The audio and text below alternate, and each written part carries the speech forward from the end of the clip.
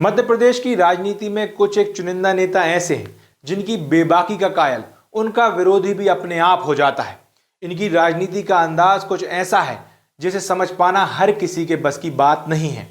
ऐसे ही एक नेता है जिनकी आज हम बात करने जा रहे हैं, जो हमेशा अपने बयानों को लेकर चर्चाओं में बने रहते हैं।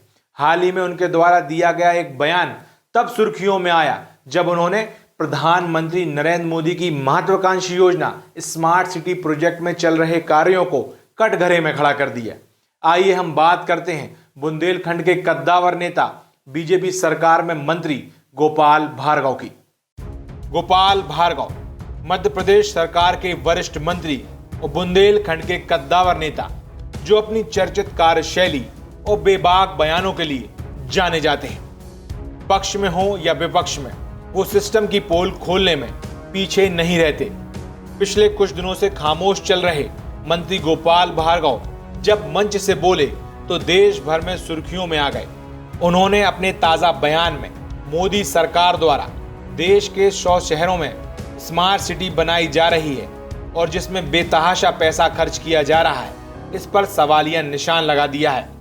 मंत्री गोपाल भार्गव ने एक दिन पहले शनिवार को अपनी विधानसभा रेहली में एक कार्यक्रम में स्मार्ट सिटियों की कार्यप्रणाली पर सवाल उठाकर अपने बेबाक अंदाज में कह दिया कि अगर वे मंत्री ना होते तो स्मार्ट सिटी में क्या हाल है बता देते।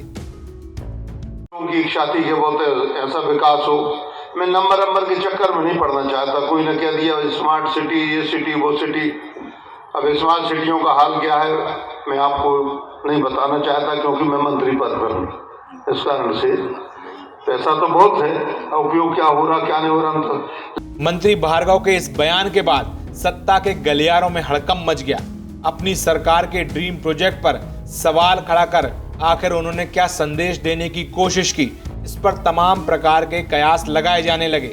इतना ही नहीं, इसके पहले गड़ाकोटा में एक दूसरे कार्यक्रम में शामिल होने पहुंचे मंत्री गोपाल भार्गव ने एक भावनात्मक संबोधन भी दिया, जिसमें उन्होंने कहा कि वो जिएंगे तो गड़ाकोटा के लिए, मरेंगे तो गड़ाकोटा के लिए।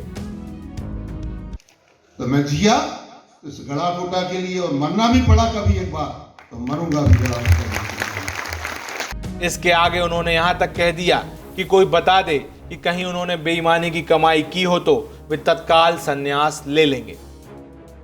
68 साल में किसी व्यक्ति ने एक कल्पना की, कितनी पार्टियों का राज रहा।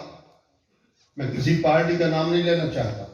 इतनी पार्टियों का राज रहा, लेकिन कभी 1 रुपया भी मकान निर्माण के नाम पर गड़ाकोटा में या मध्य प्रदेश में या हिंदुस्तान के किसी शहर में किसी सरकार ने दिया हो तो मैं आज की तारीख में अपना पद छोड़ने के लिए तैयार हूं। किसी ने दिया?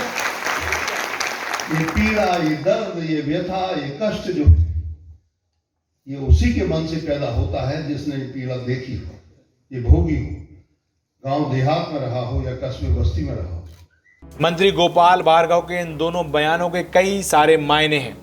एक तरफ बीजेपी सरकार में चल रही योजनाओं के क्रियान्वयन में चल रही कमियों के बहाने उन्होंने बता दिया कि भले ही वो सत्ता में है और विपक्ष कमजोर है, लेकिन इसका ये मतलब बिल्कुल भी नहीं कि गलत या गलती बर्दाश्त की जाए। साथ ही ये भी जताने की कोशिश की है कि आज जो भी वो हैं अपने क्षेत्र की जनता के कारण है और उनका जीवन क्षेत्र की जनता के लिए ही है। मंत्री गोपाल भार्गव मध्य प्रदेश के उन नेताओं में शुमार हैं जो स्पष्ट और बेबाक शैली के लिए जाने जाते हैं। राजनीति के अजय योद्धा मंत्री भार्गव जब पहली बार विधायक चुनकर आए और विपक्ष में रहते हुए उन्होंने कांग्रेस के मुख्यमंत्रियों के साथ, उसके बाद बीजेपी के सत्ता में आने के बाद उमा भारती के मुख्यमंत्री बनने से लेकर बाबूलाल गौर और शिवराज सिंह चौहान के मुख्यमंत्री बनने तक एक अलग अंदाज में तालमेल के साथ काम करते नजर आए। हाल ही में जब कांग्रेस सत्ता में आई और कमलनाथ मुख्यमंत्री बने, तब पार्टी ने गोपाल भार्गव को नेता प्रतिपक्ष की जिम्मेदारी दी, जिस पर वो बाखूबी खरे उतरे। कमलनाथ सरकार को भी कई मुद्दों पर आड़े हाथ लिया। कुल मिलाकर यह कहना गलत नहीं होगा कि मंत्री गोपाल भार्गव अपनी राजनीति के खुद ही कृष्ण और खुद ही अर्जुन हैं। नमस्कार।